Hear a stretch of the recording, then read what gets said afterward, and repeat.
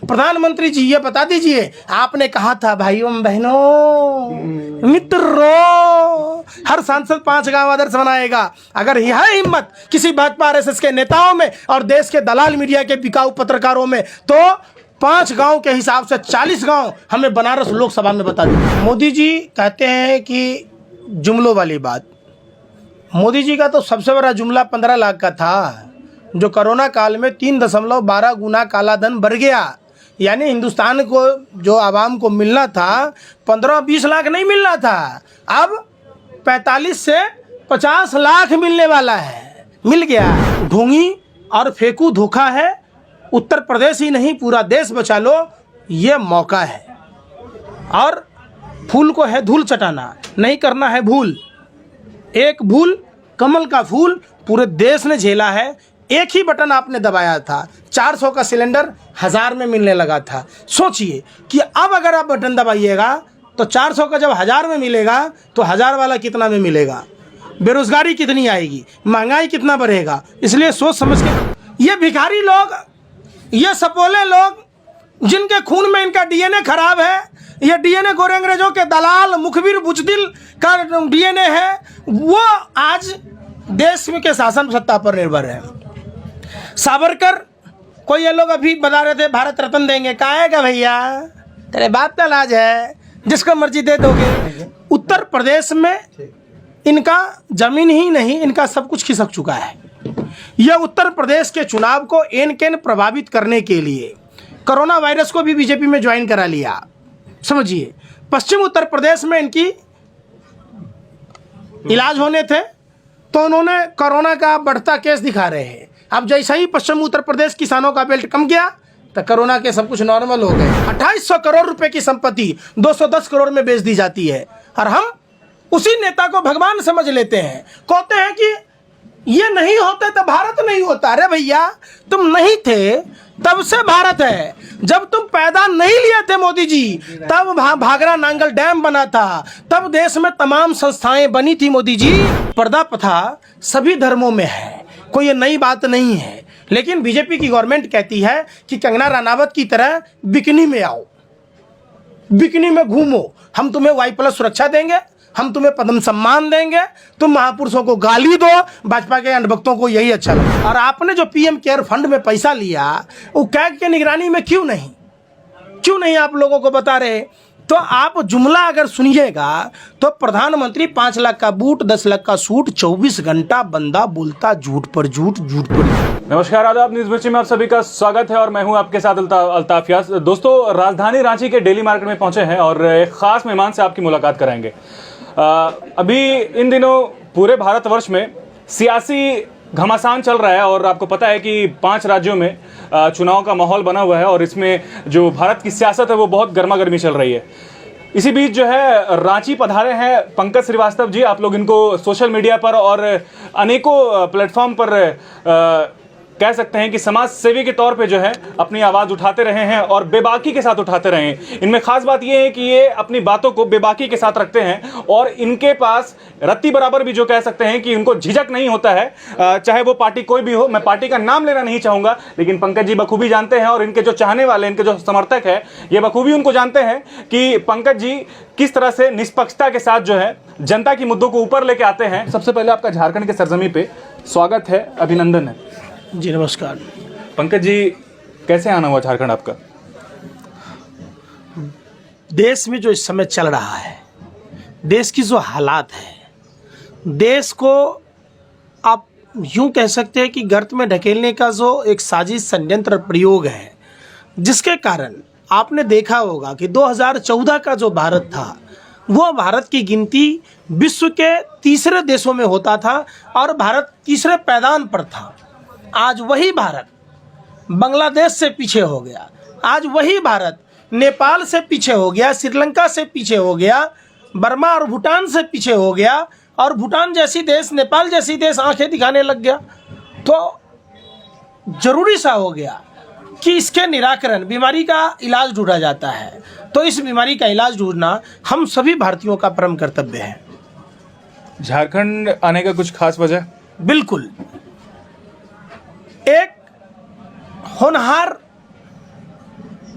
नौजवान जिसने gold medal हासिल किया था, एक नौजवान जो अपने माँ बाप, अपने रिश्तेदारों और देश को जो नई ऊंचाई दे सकता था, बुलंदी दे सकता था, जो देश के लिए कुछ कर सकता था, उस नौजवान को दूसरी जिंदगी मिली है, मौत के मुंह से वापस आया है, मतलब उसका पुनर्जन्म हुआ है। आप यूं कह सकते हैं कि बाघ के मुंह से वो वापस आया है। जो मंजर जी के परिवार ने, दानिश जी के परिवार ने जो मानसिक यातनाएं झेली है, एक अकेला मंजर और दानिश की बात नहीं है।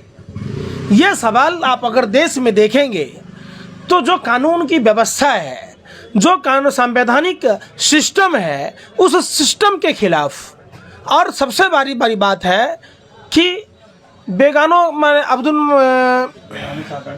बेगाने शादी में अब्दुल्ला दीवाना, मतलब अगर जो सिस्टम संवैधानिक डिफ़ॉल्ट है उसमें मीडिया का जो स्तर है देश का, वो पता नहीं खौफ का मंजर, पता नहीं क्या क्या जोड़ते रहती है तार। अभी आपने हाल में हिजाब का मुद्दा देखा होगा।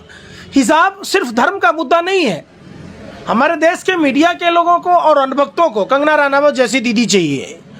वो कहते हैं कि आधी नंगी, आधी बुच्ची और नशे का सेवन करो तो वाई प्लस सुरक्षा देंगे। महात्मा गांधी जी को गाली दो, आज़ादी को भीख में बताओ तो उनको पद्म सम्मान से सम्मानित करेंगे। जिसने यूनिवर्सिटी खोला उसको जेल में सरा देंगे। समझिए, जो तेल मालिश वाले बाबा थे उनको जेल से बाहर निकाल देंगे क्योंकि उनको पंजाब का चुनाव जीतना है। जो किसानों का हत्यारा है, ये सरकार अंधी है। ये संवैधानिक पदों पर बैठे हुए लोग 500-500 पेजों के जो दस्तावेज थे, जो किसानों का हत्यारा है, उसका बाप भी हत्यारा, गैंगस्टर, उस पर कई धाराओं में मामला दर्ज होने के बावजूद मंत्री बैठा है। और जो उसका बेटा बाप के कहने से, बाप के हाई प्रोफाइल होने के कारण जो घमंड में चूर था और वो किसानों को अपने थार गाड़ियों से रौंदा, बीजेपी चुनाव जीतने के लिए उसको जमानत दे देती है। दूसरी तरफ आपने डॉक्टर कफिल का भी मसला सुना होगा। डॉक्टर कफिल बीआरडी कॉलेज में उस दिन ड्यूटी पर नहीं थे। ऑक्सीजन की कमी का बात, जो एजेंसी ऑक्सीजन सप्लाई करती है, सरकार को कई बार चिट्ठी लिख चुकी थी, मीडिया चला रही थी। डॉक्टर कफिल 63 बच्चों का हत्यारा।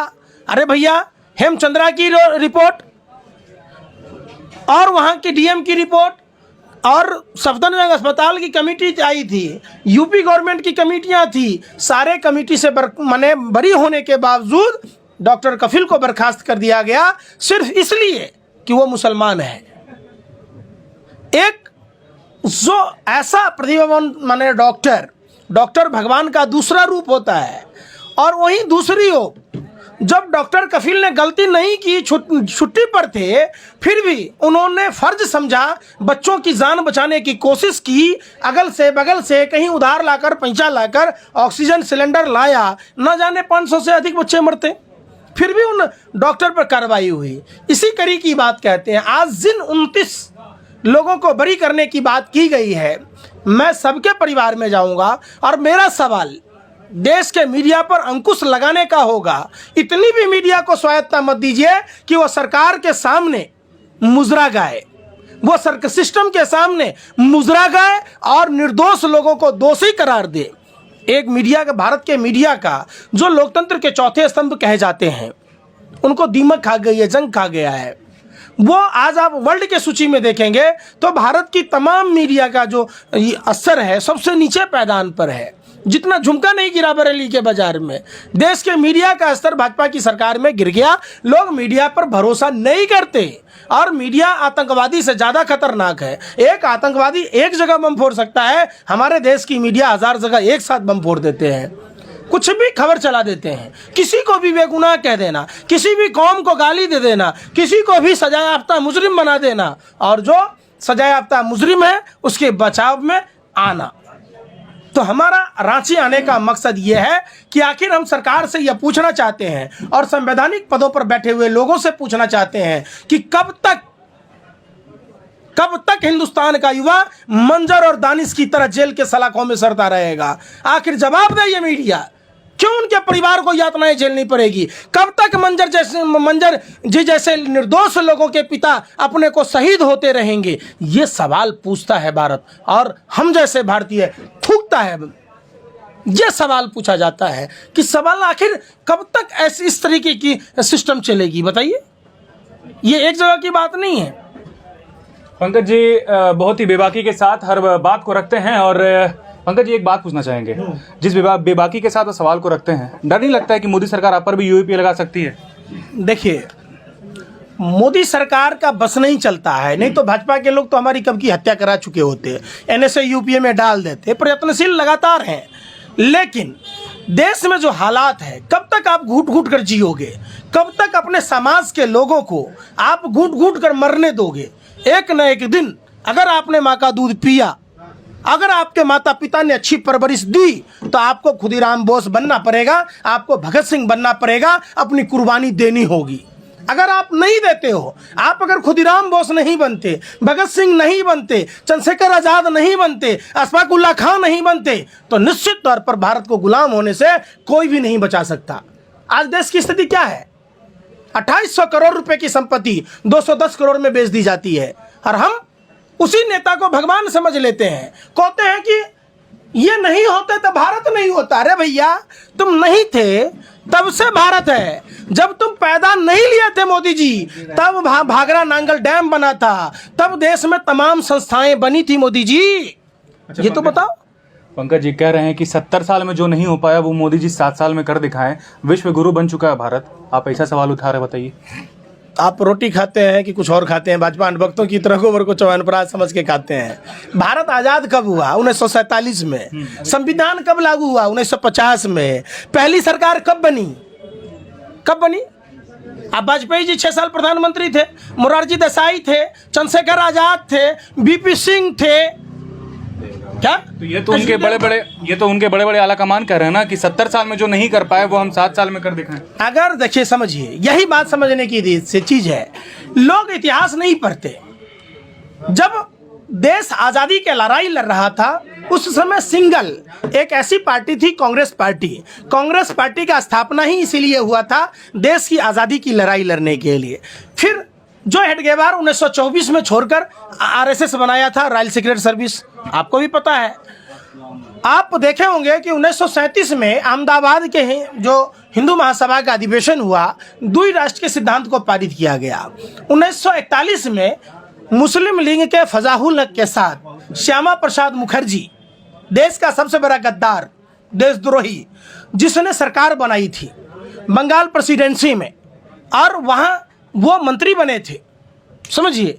और फिर 1942 में जब हमारे देश के क्रांतिकारियों ने, महापुरुषों ने हमें आज़ाद कराने के लिए 2 विश्व युद्ध के विजेता, उस समय पूरी वर्ल्ड में तूती बोलती थी गोरे अंग्रेजों की, उसको सबक सिखाने के लिए जब महात्मा गांधी ने भारत छोड़ो आंदोलन को चलाने की बात की, तो ये कुचलने की बात की। और गोरे अंग्रेजों से दलाली में देश का सबसे बड़ा गद्दार श्यामा प्रसाद मुखर्जी, जिसे भाजपा के लोग आइकॉन मानते हैं, उसकी आइडियोलॉजी को मानते हैं, समझिए। वो जब आप समझिए उस समय मंत्री बने, अंग्रेजों ने उसको गार्ड की नौकरी दी उनके लोगों को। फिर भी जब देश आज़ाद हुआ, तो जो पंडित नेहरू की जब पहली मंत्रिमंडल गठन हुआ, उसमें 5 ऐसे लोगों को मंत्री बनाया गया जो उस विचारधारा से इत्तिफाक ही रखते थे। जबकि श्यामा प्रसाद मुखर्जी तो देश के गद्दार थे, देशद्रोही थे। फिर भी पंडित नेहरू और उस समय जो सरकार में लोग थे, उन्होंने कहा कि चलो कुछ नहीं, ये भी अपने देश के ही हैं, भटके हुए लोग हैं, आज इनको अकल आ जाएगी, ये देशभक्त हो जाएंगे। लेकिन वही बात है कि सांप का बच्चा सांप ही होता है, सांप का बच्चा कभी इंसान नहीं हो सकता। जैसे गाय को, भैंस को, बकरी को आप रूखा सूखा घास खिलाइएगा, वो अमृत जैसा दूध देगा, लेकिन वही अमृत जैसा दूध जब आप सांप को पिलाते हैं तो सांप जहर उगलता है, अमृत नहीं उगलता है। तो यह वही देशद्रोही लोग हैं, आज भी ये जहर उगल रहे हैं, समझिए। अब आप आइए, इंदिरा गांधी जी की सरकार बनी, क्लीन स्वीप हो गया, तो वाजपेयी जी को और आडवाणी जी को भीख में दिया उन्होंने सीट। ये भिखारी लोग, ये सपोले लोग जिनके खून में इनका डीएनए खराब है, ये डीएनए गोरे अंग्रेजों के दलाल मुखबिर बुजदिल का डीएनए है, वो आज देश में के शासन सत्ता पर निर्भर है। सावरकर को ये लोग अभी बता रहे थे भारत रत्न देंगे, कहा है क्या भैया, तेरे बात का लाज है, जिसको मर्जी दे दोगे। अब अभी देखिए हिजाब का मामला किसने उछाला, कि क्या चाहते हैं कि सब आदमी कंगना रनावत की तरह चले आधा शरीर खोल के, हैं? अच्छा पंकज जी, अभी हाल ही में जो है एक बड़ा संसद हुआ था देश में, ठीक है, धर्म संसद जिसका नाम था, काफी जी उसके बारे में थोड़ा कह रहे छोड़िए, आप शुरू कीजिए। संसद मार्ग पर जहां प्रधानमंत्री रहते हैं, जहां देश का तमाम संवैधानिक पदों के लोग बैठे रहते हैं, उस जगह पे लोकतंत्र के मंदिर के बाहर देश विरोधी नारे लगे, सब लोग बैठे थे, पार्लियामेंट थाना था, आखिर किसके इशारे पर उस पर कार्रवाई नहीं हुई और उन्हें दामाद की तरह छोड़ दिया गया? वो ससुराल में आए थे कि देश तोड़ने आए थे? दूसरी बात, दिल्ली के आदर्श नगर में मजार तोड़ने की घटना हुई, वहां का एसएचओ, समझिए, वो तो हिंदू थे, ब्राह्मण थे, फिर उनको कैसे कार्रवाई हुई? सस्पेंड कर दिया गया। उसके बाद चूड़ी बेचने वाले पर कार्रवाई हुई इंदौर में। इनसे बात कीजिएगा इंदौर की तो ये पहुंच जाएंगे इस्लामाबाद।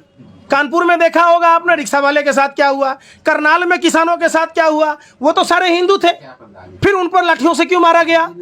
आप समझिए, बात इनसे कीजिएगा कानपुर की, करनाल की तो काबुल और कंधार पहुंच जाएंगे, बात कीजिएगा इनसे गन्ना की तो जिन्ना पर चले जाएंगे, चूंकि इनके जो लोग हैं जिन्ना पर चादर चढ़ाने जाते हैं। जितना जिन्ना को नहीं फायदा हुआ, समझिए, जिन्ना को पाकिस्तान में नहीं फायदा हुआ, भाजपा के लोगों को हिंदुस्तान में फायदा हो गया। ये सोते जागते जिन्ना पाकिस्तान इतना ही आता है, और ये जिन्ने के साथ ही तो मिलकर सरकार बनाए थे 1943 में। गुलाम हुसैन अब्दुल्ला खां और जिन्ना के साथ सरकार बनाए और सिंध प्रांत में एक अधिवेशन पेश किया था। आप समझिए, ये सारा जो चीज़ हो रहा है, अभी जो हिजाब का प्रकरण हो रहा है, तो अब ये कह रहे हैं कि आतंकवादी आ गया, ये आ गया। जो भाजपा के बी टीम के लोग हैं, जो मुस्लिम समाज में मीर जाफर हैं, आप समझिए, वही लोग तो भाजपा को फायदा पहुंचा रहे हैं। समझिए, पर्दा प्रथा सभी धर्मों में है, कोई ये नई बात नहीं है, लेकिन बीजेपी की गवर्नमेंट कहती है कि कंगना रनावत की तरह बिकनी में आओ, बिकनी में घूमो, हम तुम्हें Y+ सुरक्षा देंगे, हम तुम्हें पद्म सम्मान देंगे, तुम महापुरुषों को गाली दो। भाजपा के अंधभक्तों को यही अच्छा लगता है, तो नहीं चाहिए ऐसा। यूपी चुनाव के बारे में बात करेंगे। अभी सबसे ज़्यादा जो है जो माहौल है, चुनावी माहौल है, वो गरमाया हुआ है इसी बात पर लेकर के है कि देश का सबसे बड़ा राज्य है जहाँ पे अभी चुनावी दंगल चल रहा है, और सत्ता की कुर्सी किसको मिलेगी ये तो 10 मार्च को फैसला होगा। लेकिन अभी हाल ही में क्या मतलब, कल की अगर बात करें तो मोदी जी का एक बयान आया था कि उन्होंने कहा कि अगर दंगा मुक्त और भय मुक्त, इस तरह का जो बयान उन्होंने दिया था। दूसरी बात उन्होंने ये भी कही थी कि अगर आप वादे करने वाले सरकार चाहते हैं, जो काम करने वाली सरकार, उनको वोट करें तो ही जो है विकास हो पाएगा, यूपी जो है नंबर 1 देश का राज्य बन पाएगा, ऐसा कुछ। इस पर क्या राय आपकी? सारी समस्याओं का जड़ भाजपा और आरएसएस है, ठीक है। मोदी जी कहते हैं कि जुमलों वाली बात, मोदी जी का तो सबसे बड़ा जुमला 15 लाख का था, जो कोरोना काल में 3.12 गुना काला धन बढ़ गया। यानी हिंदुस्तान को जो आवाम को मिलना था 15-20 लाख नहीं मिलना था, अब 45 से 50 लाख मिलने वाला है, मिल गया। 2014 से पहले बैंकों में ट्रांजैक्शन के नाम पर पैसे नहीं लगते थे, शायद आप पत्रकारिता करते आपको भी पता होगा। अब मिनिमम बैलेंस का चार्ज कटने लग गया, ट्रांजैक्शन के चार्ज कटने लग गए, तो ये कौन फीस लगने लग गया, ये 0.5% स्वच्छ भारत के नाम पर, किसानों के नाम पर, ये सब जो डकैती कर रहे हैं, पॉकेटमारी कर रहे हैं प्रधानमंत्री जी, इस सबको पता है। अब समझिए, जो मोबाइल आप यूज़ करते थे 2014 से पहले, इनकमिंग कॉल के पैसे नहीं लगते थे, कंपलसरी नहीं था, मोदी जी ने कंपलसरी कर दिया। पहले तो मोदी जी आप ये बता दीजिए ना कि आपकी पार्टी के कार्यालय पूरे देश में कहाँ से बने, क्योंकि आपके पिताजी चाय बेचते थे, आप भी कहते हैं चाय बेचते, आपके बाप दादा कोई अमीर तो थे नहीं, तो पैसा आया कहाँ से? और आपने जो पीएम केयर फंड में पैसा लिया, वो कैग के निगरानी में क्यों नहीं आप लोगों को बता रहे? तो आप जुमला अगर सुनिएगा तो प्रधानमंत्री 5 लाख का बूट, 10 लाख का सूट, 24 घंटा बंदा बोलता झूठ पर झूठ, झूठ पर झूठ। झूठ बोलने का अगर वर्ल्ड रिकॉर्ड है, जिस तरीके से सत्य बोलने के लिए राजा संत को जाना जाता है, ऐसे ही झूठ बोलने के लिए देश के प्रधानमंत्री, फेंकू प्रधानमंत्री नरेंद्र मोदी को जाना जाएगा। क्या बोला था? हर साल 2 करोड़ युवाओं को रोजगार देंगे। प्रधानमंत्री जी 8 साल में 16 करोड़ युवाओं को रोजगार देना था। देश ने देखा है 2019 में जो रेलवे की भर्ती नॉन टेक्निकल पोस्ट की निकाली गई थी, जब उनके छात्रों ने फॉर्म भरे, 1.25 करोड़ देश भर के युवाओं ने जब नौकरी मांगने का काम किया, तो 19 से 3 साल बाद 22 में आपने उनके पछुआरे सुझा दिए। आप अयोध्या सजाने की बात कह रहे हैं। समझिए, सवाल उठता है। प्रधानमंत्री जी 2018 में जो आपके सरकार में वैकेंसी निकली थी एसएससी जीडी की 60,210 पदों की, 58 लाख युवाओं ने फॉर्म भरे थे। 1,09,000 युवाओं ने फिजिकल के बाद मेडिकल कंप्लीट किया था। आपने उसमें से 55,000 को ज्वाइनिंग लेटर दी, बाकी के 54,552 को नहीं दिया। आपने 2022 में सबको पक्का मकान देने की बात की, और बंगाल के चुनावों में आपने जो कहा था, लक्ष्मी देवी को ब्रांड एम्बेसडर बनाया था। जो प्रभु श्री राम भव से सागर पार कराते हैं, उसको नदी पार कराने वाला केवट समुदाय की विधवा बहू लक्ष्मी देवी को आपने मकान नहीं दिया था। प्रधानमंत्री जी 1.25 लाख करोड़ का पैकेज आपने बिहार में दे के आया था। बोली लगाई थी जैसे आपने बिहार को खरीद लिया हो, आपके बाप की बपौती हो गई बिहार। और इसी बिहार की बात मैं पूछता हूं कि 1,25,000 करोड़ रुपए कहाँ हैं? प्रधानमंत्री जी, आपके पार्टी की सरकार, डबल इंजन की सरकार बिहार में है। आज़ादी से पहले बिहार चीनी उत्पादन में 40% योगदान सिर्फ सिंगल बिहार का होता था। जूट मिलें थी, वहाँ पेपर मिल था, वहाँ कपड़े सिल्क का उत्पादन होता था। तो आज क्या स्थिति है 14 साल में? बता दीजिए प्रधानमंत्री जी, ये बता दीजिए। आपने कहा था भाइयों बहनों मित्रों, हर सांसद 5 गांव आदर्श बनाएगा। अगर है हिम्मत किसी भाजपा आरएसएस के नेताओं में और देश के दलाल मीडिया के बिकाऊ पत्रकारों में, तो 5 गांव के हिसाब से 40 गांव हमें बनारस लोकसभा में बता दीजिए। नहीं बता? आप लोग यमुना एक्सप्रेस पे फोटो खींच के डाल देते हैं। नीचे आइएगा, जब मांड विधानसभा क्षेत्र में जब वहां की सड़कों को देखेंगे, वहां इतने बड़े बड़े गड्ढे हैं, इतने बड़े बड़े गड्ढे हैं कि आप गड्ढों में चलना तो दूर की बात है। 14-14 किलोमीटर लोग प्राइमरी एजुकेशन के लिए उस गड्ढे युक्त सड़क में जाते हैं। ओमपुरी की गाल की तरह तो दूर की बात। आप समझिए, इन्होंने बात की थी ड्रीम गर्ल की तरह बनाने की, और ओमपुरी के गाल से भी बदतर बना दिया। नदी तालाब झील की तरह सड़कें बना दी। तो जब ग्राउंड पर आप जाएंगे, प्रधानमंत्री से पूछिए कि प्रधानमंत्री जी, आपने अच्छे दिनों की बात की थी, आपने बुरे दिन में ढकेल दिया। आपने काले धन की बात की थी, सफ़ेद धन पर डकैती डाला। आपने महंगाई कम करने की बात की, आपको 55 रुपये का डीजल और 71 रुपये का पेट्रोल महंगा लग रहा था, आपने 100 के पार कर दी। आपको 400 रुपये का सिलेंडर महंगा लगता था, आज आपको 1,000 रुपये की सिलेंडर सस्ती लगती है। पहले की महंगाई डाइन लग रही थी, आपकी महंगाई आपकी भौजाई लग रही है। हंसी ठिठोला कर रहे हैं और कहते हैं महंगाई का मोह नहीं। अरे आपको बोलने और से ग्यों तक का ज्ञान नहीं है। तो ये बात प्रधानमंत्री के बात का, पर मोदी नहीं, ये मदारी है और झूठ बोलने की इसको पैदाइशी बीमारी है। समझिए, इसका बस नहीं चलता है। भला गंगा में कोई डुबकी लेता है, करोड़ों लोग डुबकी लेते हैं, कोई चश्मा पहन के गंगा में डुबकी लेता है, कोई फोटो खिंचा रहा होता है।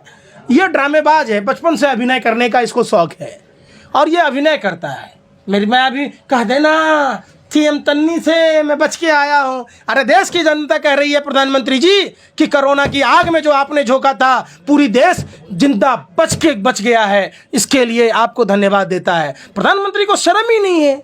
प्रधानमंत्री जब 31 दिसंबर को WHO ने कोरोना का संज्ञान लेने की बात की, तो प्रधानमंत्री दिल्ली के चुनाव में मस्त थे, ट्रंप की गुलामी में मस्त थे। तब आपको 23 मार्च तक मध्य प्रदेश में सरकार बनाई गई। 22 विधायकों की नीलामी और ट्रंप की गुलामी ने देश का भट्ठा बैठा दिया। आपको पता है किसने कहा प्रधानमंत्री जी आपको लॉकडाउन लगाना? किसने कहा ताली थाली पीटना? किसने कहा दिया टॉर्च मोमबत्ती जलाने से? अरे हमने रामायण देखी है। रामायण में जब प्रभु श्री राम के भाई लक्ष्मण जी मूर्छित होते हैं तो संजीवनी बूटी मंगाई जाती है, सुसेन वैद्य को बुलाया जाता है और उस संजीवनी बूटी लाने से रोकने का काम हनुमान जी को कालनेमी राक्षस ने किया। आपने भारत के विकास को अवरुद्ध करने का काम किया, उसी कालनेमी राक्षस की तरह। भगवा वस्त्र पहनकर भगवान के नाम पर जैसे हनुमान जी को काल ने मीरे रोका, आपने भारत की अर्थव्यवस्था को विराम दी और माइनस में पहुंचा दिया। अब भाषण देने में तो इनको बोलने में कुछ लगता ही नहीं है, कोई पैसा लगता है, किराया लगता है। क्या बोलते हैं, फूस तो बोलो ढाक का ढाक। जितना मर्जी लपेटने वाला कोई होना चाहिए, आपका हाथ दुख जाएगा, लटाई टूट जाएगी। लेकिन इनके झूठ के पुलिंदा को, एक है रानू मंडल, ये है जुमलों का बंडल, समझ लीजिए। झूठ बोलने में तो इतना मेरा आज तक कहीं भी पूरे वर्ल्ड में नहीं मिला। तो आप इनकी बातों पर ध्यान ना दें। लेकिन हाँ, नरेंद्र मोदी जी ने कहा था कि जब वोट करने जाना है, हमारे देश के युवाओं, माता एवं बहनों, नौजवान साथियों, मैं सबसे अपील करता हूं, जिस दिन वोट देने जाना, आप देश की तमाम एक एक उन संस्थाओं पर ध्यान देकर जाना जिन संस्थाओं को मोदी जी ने घाटे में लाकर अपने व्यापारिक मित्रों के हाथ में बेच दिया। आप ध्यान देकर जाना अपने घर के उन बेरोजगार लोगों को, चाहे वो आपके भाई के रूप में हो, पति के रूप में हो या पिता के रूप में हो। आप सबको एक बार देखना, जब भी मतदान करने जाना, जब तब बटन दबाना, जब आप उन सब का आपका एक बटन दबाना ही उनका जुल्मों का हिसाब होगा। भारत पर जितने भी जुल्म हुए हैं, सबसे ज़्यादा जुल्मी और क्रूर शासक, अत्याचारी, मैं तो आज मणिशंकर अय्यर जी को याद करता हूँ कि उन्होंने सिर्फ नीच कहा था, यह तो महानीच प्रधानमंत्री, जो अपने ही मुल्क को, आप समझिए कि जो 2014 से पहले बैंक सुचारू रूप से चलते थे, कौन है संदेशरा बंधु मोदी जी हैं? गुजरात से 15,000 करोड़ रुपया है बाबा, दाढ़ी वाले बाबा, कैसे भाग गया संदेशरा बंधु नाइजीरिया, और नाइजीरिया जाके बस गया, सिपको कंपनी खोल लिया, और उस लुटेरा के साथ है बाबा, दाढ़ी वाले बाबा, आप व्यापार कर रहे। 1 नवंबर को पारादीप पोर्ट पर अराइवल टाइम था। ये पूछता है सबसे बड़ी समस्या जो धार्मिक उन्माद फैलाने की कोशिश की जा रही है। उत्तर प्रदेश में इनका जमीन ही नहीं, इनका सब कुछ खिसक चुका है। यह उत्तर प्रदेश के चुनाव को एन केन प्रभावित करने के लिए कोरोना वायरस को भी बीजेपी में ज्वाइन करा लिया, समझिए। पश्चिम उत्तर प्रदेश में इनकी इलाज होने थे तो उन्होंने कोरोना का बढ़ता केस दिखा रहे हैं। अब जैसा ही पश्चिम उत्तर प्रदेश किसानों का बेल्ट कम गया तो कोरोना के सब कुछ नॉर्मल हो गए। मतलब जब उनको चुनाव कराना रहता है, कोरोना वायरस नहीं फैलता है, सोशल डिस्टेंसिंग की बात नहीं होती है, चाहे वो बंगाल का चुनाव हो, बिहार का चुनाव हो, हैदराबाद का नगर निगम का चुनाव हो, या देश भर में उपचुनाव हो, या 5 राज्यों के चुनाव हो। कोरोना वायरस इनके मन के हिसाब से चलता है, जैसे इलेक्शन कमीशन चलती है, समझिए। तो यही बात भारत के लोगों को सोचना होगा।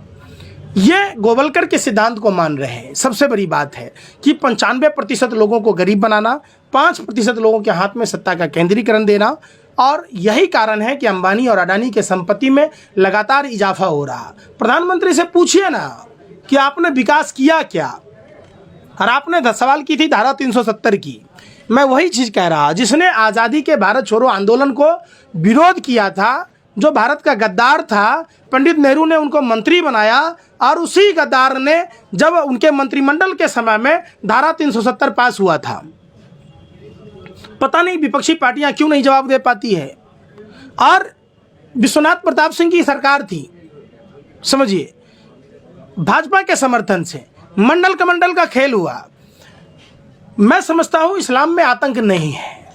अगर आतंक होता तो सऊदी अरब, इंडोनेशिया में होता। जिस तरीके से अमेरिका जैसे देशों ने हथियार सप्लाई किए, पैसे दिए और अफगानिस्तान को तालिबान बनाया, आज हमारे देश को भी अफगानिस्तान बनाने की कोशिश हो रही है। निश्चित तौर पर जिन जिन संगठनों के पैसे आ रहे हैं उनकी जांच होनी चाहिए।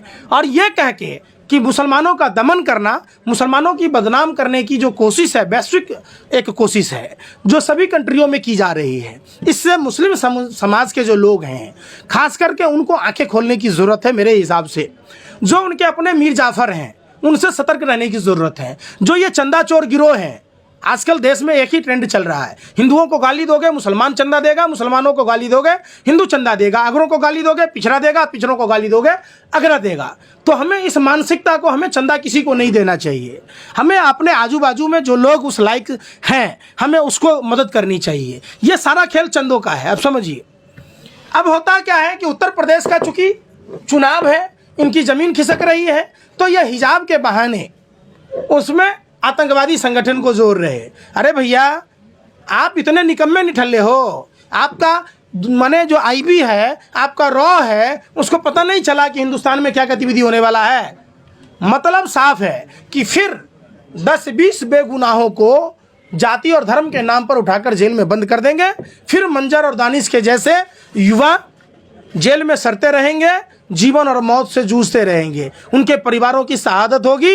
ये चुनाव इस बात का है, ये चुनाव भारत के भविष्य का है, ये भारत के अर्थव्यवस्था का है, ये भारत के मंदी का है, ये भारत के बेरोजगार युवाओं का है, ये सारी जो खुली महिलाओं की उसका चुनाव है। जो बुलंदशहर, हाथरस, कानपुर में दलित बच्चियों के साथ हुआ, इस बात का चुनाव है। जो गोरखपुर में मनीष गुप्ता की हत्या हुई पुलिस वाले के द्वारा, तो उसकी चुनाव है। ये देश की तमाम परिस्थितियों का चुनाव है। इसलिए मतदान के दिन देश की तमाम परिस्थितियों को ध्यान में रखते हुए आप सभी देशवासियों से, जब भी आप चुनाव में जाते हैं ईवीएम मशीन का बटन दबाने, तो पूरी तन्मयता के साथ आंखें खोलकर और पूरी कान सफाई कर आप मतदान करना। ये देश का भविष्य का सवाल है। और सरदार पटेल, भगत सिंह जैसे सरीखे लोगों ने कहा था, अशफाकुल्ला खां जैसे लोगों ने कहा था कि आरएसएस भाजपा देश के लिए खतरा। ये उसी सपोले के बच्चे हैं, इसलिए हम लोगों को सावधान रहना चाहिए। 5 ग्राम पर कोडियल क्रूज जहाज में शाहरुख खान के दोस्त के पास हुआ तो इलेक्ट्रॉनिक डिवाइस जब्त हुई। मान लीजिए अडानी जी का दोस्त कौन है? प्रधानमंत्री जी। प्रधानमंत्री का इलेक्ट्रॉनिक डिवाइस जब्त कीजिएगा। एक देश में 2 कानून की बात नहीं होना चाहिए। धार्मिक वस्त्र पहनकर आप संसद में जा सकते हैं, धार्मिक वस्त्र पहनकर आप संसद में जा सकते हैं, पूरी दुनिया घूम सकते हैं, लेकिन लुंगी पहन के आदमी ट्रक नहीं चला सकता है, हिजाब पहन के आदमी स्कूल नहीं जा सकता है। ये क्या मतलब है? कल सरदारों से कहिएगा कि भाई सिख भाई आप नहीं सफा बनिएगा, ऐसा कुछ भी नहीं है। ये कहीं ना कहीं आप समझिए साफ साजिश है। ये चुनाव के समय ही क्यों हुआ और मीडिया इसको तुल क्यों दे रही है? और आईवी का फेल्योर है। अगर देश के प्रधानमंत्री और देश की मीडिया ये चलाती है कि इसमें विदेशी फंडिंग है, आतंकवादी संगठन की बात है, तो इसमें आईबी, सीबीआई, रॉ क्या कर रही थी? होम मिनिस्ट्री क्या कर रहा था?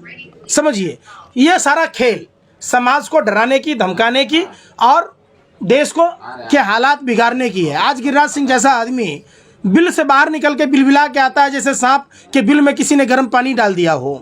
वही गिरिराज सिंह कहाँ होता है जब बिहार के तमाम चीनी मिल बंद है, मॉर्टिन की फैक्ट्री बंद है?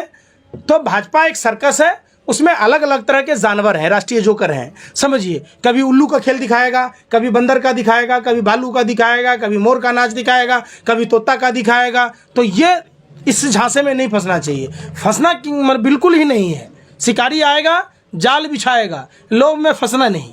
यह मतदान का समय है। आप देश बचाने का लड़ाई है। ये सिर्फ उत्तर प्रदेश बचाने का बात नहीं है, ये पूरा मौका है। आप समझिए, ढोंगी और फेंकू धोखा है। उत्तर प्रदेश ही नहीं, पूरा देश बचा लो, ये मौका है। और फूल को है धूल चटाना, नहीं करना है भूल। एक भूल कमल का फूल पूरे देश ने झेला है। एक ही बटन आपने दबाया था, 400 का सिलेंडर 1000 में मिलने लगा था। सोचिए कि अब अगर आप बटन दबाइएगा तो 400 का जब 1000 में मिलेगा तो 1000 वाला कितना में मिलेगा? बेरोजगारी कितनी आएगी, महंगाई कितना बढ़ेगा। इसलिए सोच समझ के बटन दबाना है। और लोगों ने देखा है, टूटी खाट फटा लंगोट, मर गया भाजपा को देकर वोट। सोचा था बनियाइन के ऊपर नई शर्ट आएगी, क्या पता था बाद में पतलून भी उतर जाएगी। चलिए, तो ये हमारे साथ पंकज जी बने थे जिनको आप सुन रहे थे, और मिलेंगे एक नए टॉपिक और नए